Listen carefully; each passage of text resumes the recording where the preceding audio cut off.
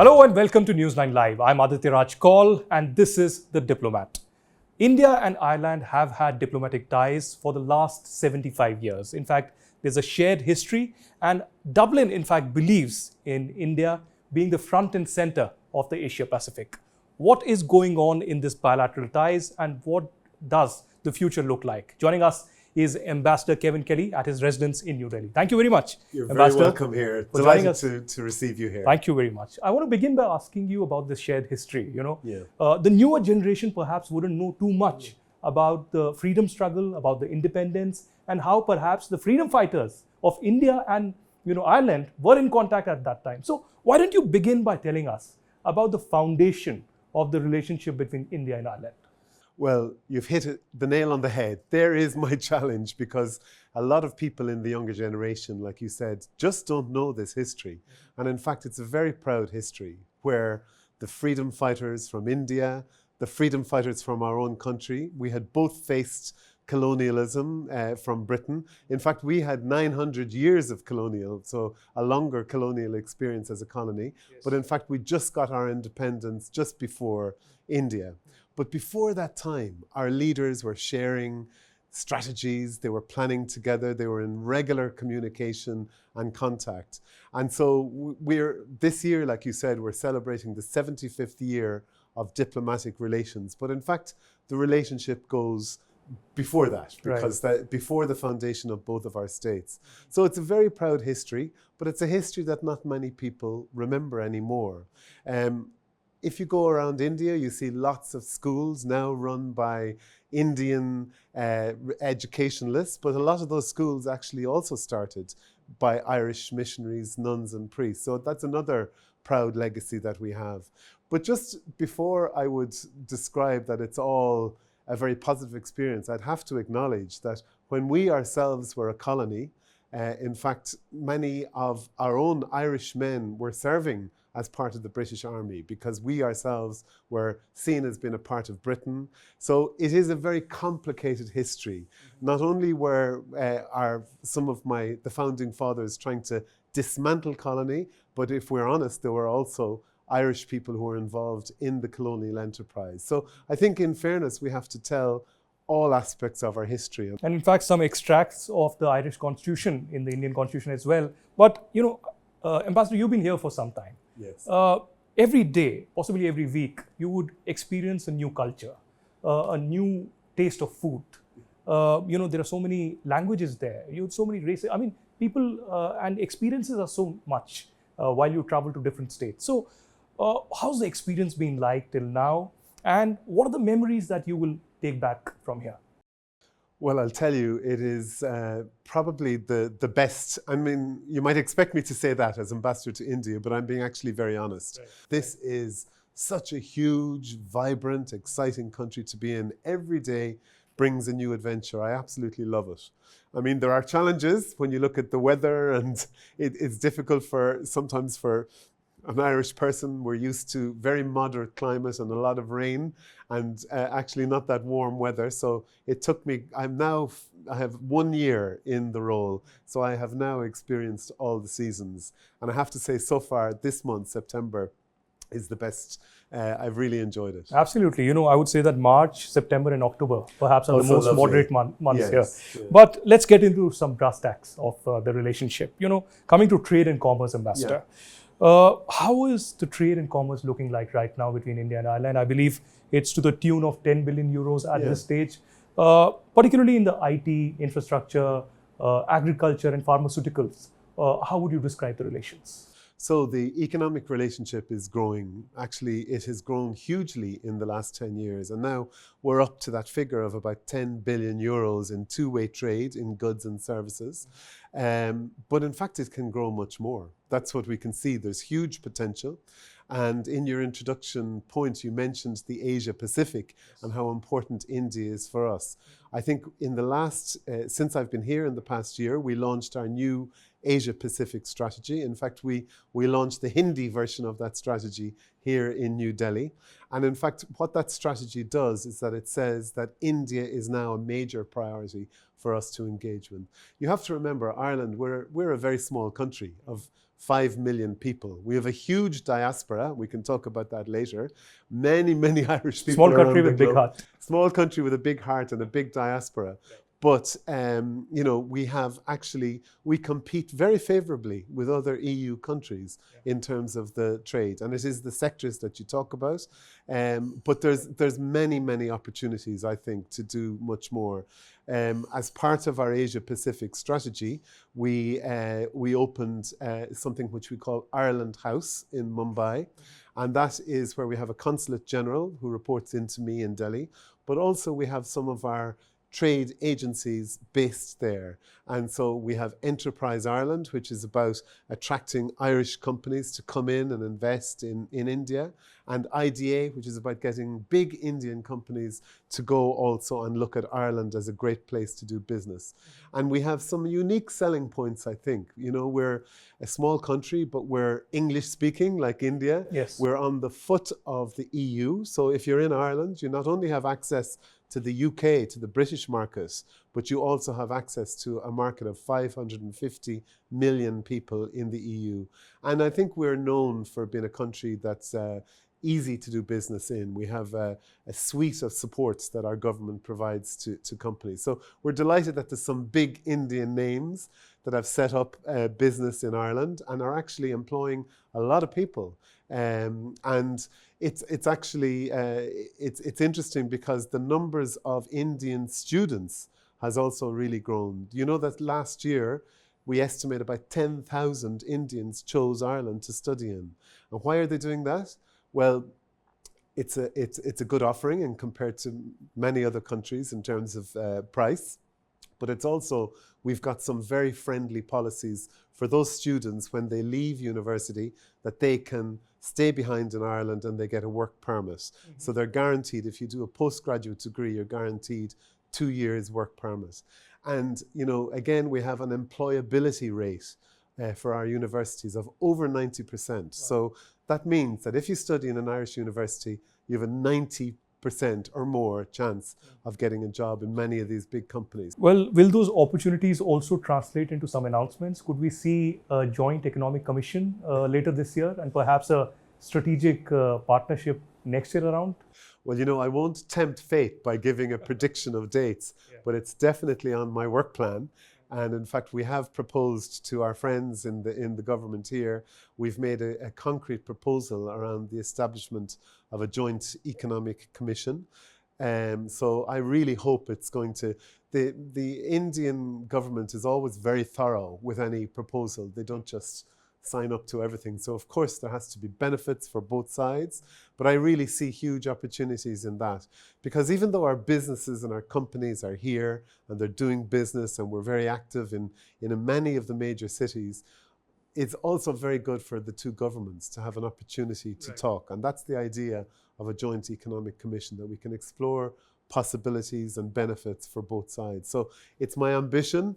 But I won't tempt fate by saying it'll happen this year. Yeah, let's not jinx that. It'll hopefully happen. But Ambassador, some of the major issues that we are facing in the world today, climate change, sustainable development, renewable energy, India and Ireland have put a lot of emphasis on that as well. And I believe perhaps for almost 2 decades or maybe 15 to 16 or 18 years, we've had an agreement on research on science and technology as well. So where are we faring when it comes to collaboration or partnership in the areas of climate change, sustainable development, and particularly renewable energy? Yeah, no, absolutely. I think like India, Ireland realizes that the climate is changing and in a very unsustainable way. And there's been a renewed focus, which is a challenge for every country. It's very much a challenge for Ireland as well. We have traditionally been an agricultural country. If you've been to Ireland, you see we're known as the Emerald Isle because it's very green and lush because of our climate, and a huge industry around dairy and cattle, and of course that brings environmental challenges with it. So just as much as my government has set itself very ambitious targets for climate, the Indian government has also set itself some very ambitious targets. So a number of our universities are collaborating. I think the last count I had that there was over 20 different partnerships between Indian universities and higher education institutions. and Indian and Irish ones. And some of those are focused on some of these challenges around solar. But again, getting back to your earlier question about the Joint Economic Commission, that is one area where I think I would love to see some concrete plans coming around that, and then looking at ways that we can share experiences both in terms of research and innovation and investment. Globally there's a trend towards this new technology of artificial intelligence, robotics, drones. How do you think this research and innovation from Ireland can help in the India growth story as well, particularly when it comes to healthcare, when it comes to IT, when it comes to renewable energy, in fact, because green energy is something that India is also talking about largely on global platforms. So how can the Irish innovation really help in India in that? Well, I mean, I don't want to be lacking in modesty because India is very far ahead in many of these areas. Just this week, I met with our IDA, our agency that supports trying to encourage companies to look at Ireland for business. We met with several unicorns, many of them involved in very high-tech healthcare provision. And my colleagues from IDA were explaining what can be offered from Ireland. So I think that there's real scope for doing more business and collaboration there.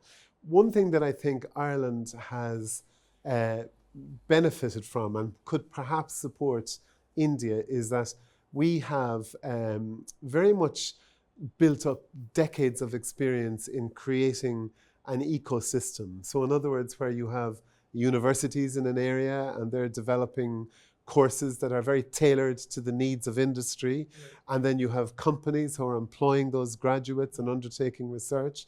And I know that in several Indian cities, that's also happening, that there's this very nice collaboration between academic institutions, business and government. So Ireland has a good story to tell there. In another area, when we're into this whole world of AI and data protection is going to be absolutely huge. It's a challenge I know that from talking to Indian businesses that they're also grappling with, because not only do they need to satisfy the requirements of India data protection rules, but if they want to export abroad, they have to comply with European rules. That's where Ireland can come in. We have many of the big tech companies have their base for MENA, the Middle East, North Africa, within Dublin. Right. And so we have built up some expertise. So our data protection commissioner, even though we're a country of about 5 million, is responsible indirectly for setting standards and rules for data protection for the whole of Europe. So I think Indian companies and Indian partners can benefit from that experience as well. Well, Ambassador, we have spoken about the brass tacks and the serious issues, but I want to ask you about the cultural exchange between India and Ireland and something that you would love to speak about the diaspora. Absolutely. So let's first work. Let's have a coffee. Absolutely. Thank you very much. Tell us about your experiences with the culture in India. Such a vibrant culture. And I believe you experienced the Durga Puja in Kolkata. And now there are reports that Ireland and India are going to do something together in the Durga Puja this year in Kolkata. What's that all about? Well, this is probably going to be one of the more exciting things that I've done this year. So I quickly realized that for a small country like Ireland, in order to get the visibility that I think we need, we're going to have to promote our culture. Like India, hugely vibrant and varied culture. For a small country, Ireland is known worldwide for our culture as well. Very famous writers, poets. In fact, one of our famous national poets, W.B. Yeats, was a good friend of Tagore, another Calcutta link. So we have just recently hired a full-time cultural attaché and a team working on it, but very excited about this collaboration on the Durga Puja. I was just arrived in the country a few weeks last year, and one of my team whisked me off to Calcutta to experience the Durga Puja. I don't know if you've been there, but it is mind-blowing. It is an absolutely amazing experience, to see very few places in the world that you'll have millions of people actually taking time off work to go to look at public art and to go pandal hopping, as they call it. So we got an idea. We have a really great honorary consul in Kolkata, Mr. Jalan. And so he really saw the beauty of this idea.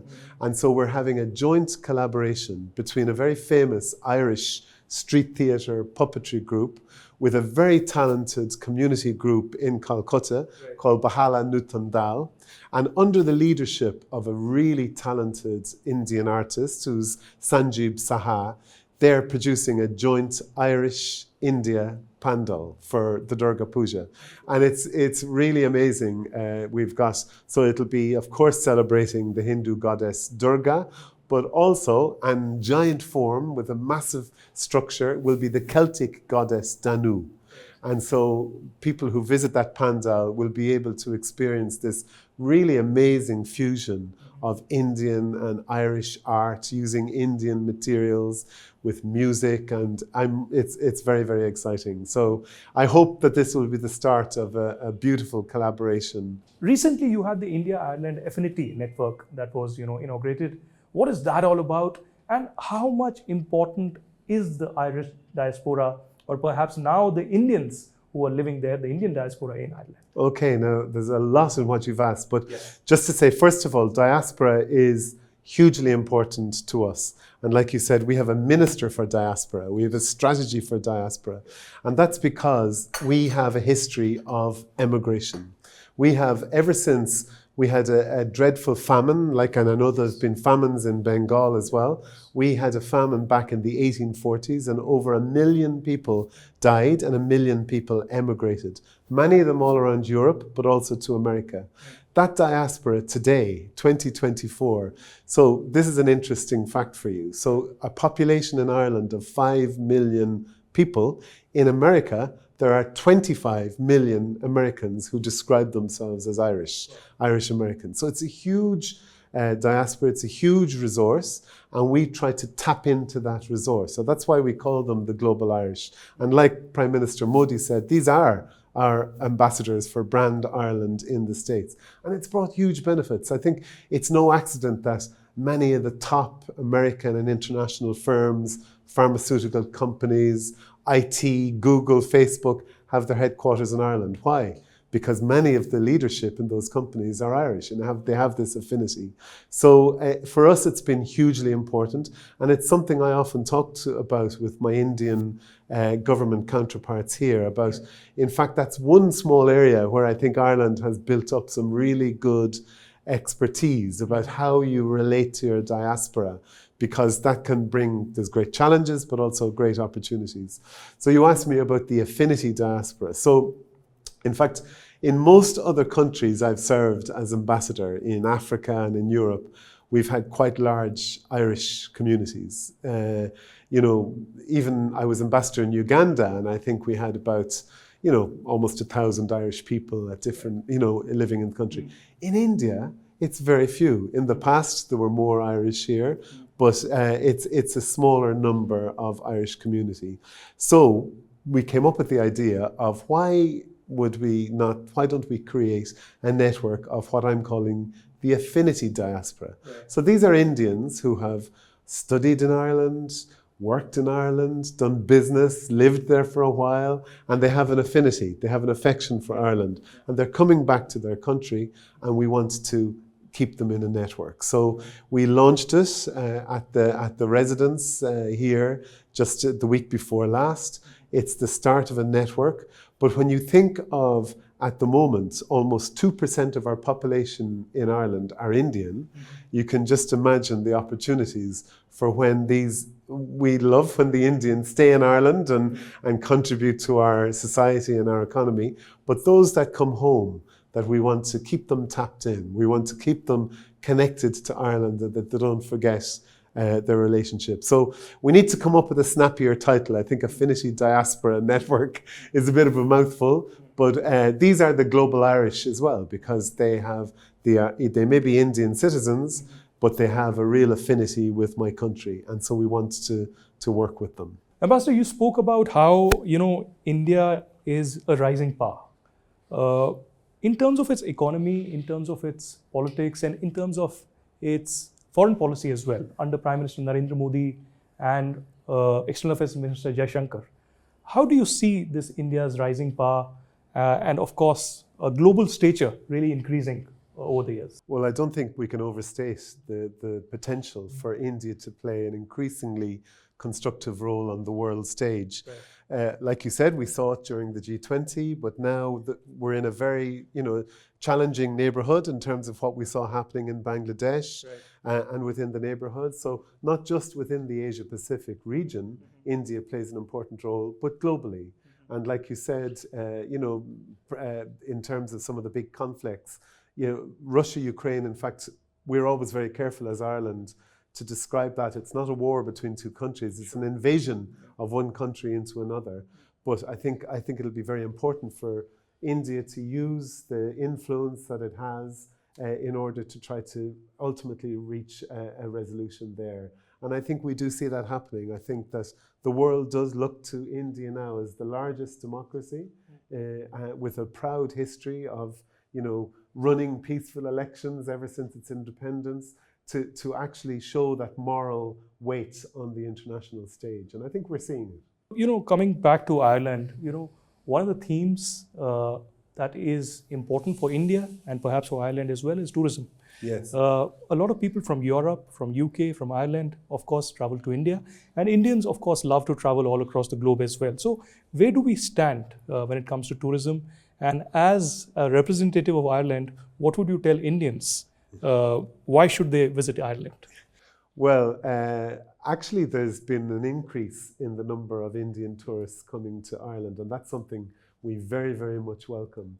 I think what's attractive for Ireland, I know many Indians love to go to Switzerland, which is a beautiful country, and I think because they saw it represented in some big Bollywood movies. That's right. And Ireland maybe is a hidden treasure that many Indians have yet to experience.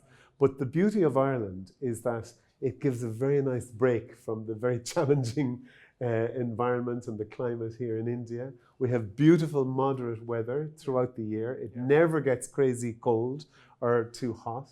And there is so much to do. Within a small island, within the matter of about 5 hours, you can crisscross the country and you can have everything from mountains to lakes to rivers to the sea. So I think any Indian people I meet who have gone to Ireland and have had that experience, they want more. And so we're very keen to actually encourage that. Just as much as I love to see Irish people coming to experience this amazing country. Anytime I'm at some of the amazing sites here in India, be it Amritsar at the Golden Temple or the Taj Mahal, I love when I hear an Irish accent in the crowd, because it's people who will come here, always have a great experience, and they go back to tell people what it's like in India, what the real India is like. So I think that there's huge potential there on both sides for more tourism and more adventure. Lastly, Ambassador, how do you yourself, because you've been here for a year, and perhaps, I wish you many more years in India if you can actually tolerate the Delhi weather in the peak of summers. But Ambassador, how do you see the future of India and Ireland relations now developing? And in your tenure, if you are here for at least 2 more years, what would be your milestones for this relationship? Very good question. I have huge ambitions, as my team will tell you. I have a very talented team, primarily made up of Indian professionals working here in our embassy, but also with some Irish posted staff from Ireland. And they will tell you how ambitious I am. I want to see a growing team to match the level of our ambition. I want to see a new embassy. It's always a big challenge for an ambassador, but our current embassy, although it's in a great location, we need to look and see how we can have a building that will suit our growing team and our demands. And I want to see more of those things we talked about, more political links. And that's about, I want to see more Indian ministers visiting Ireland and more Irish ministers visiting here. I want to see more trade, and I want to see stronger people-to-people links. When I'm leaving here in about 3 years' time, if I have managed to achieve in those areas, I'll be very happy from my legacy here. Well, on that note, we wish you all the luck, Ambassador, and thank you very much. It was a pleasure interviewing you. Thank you for your time. Really appreciated it. Thank you. Thank you.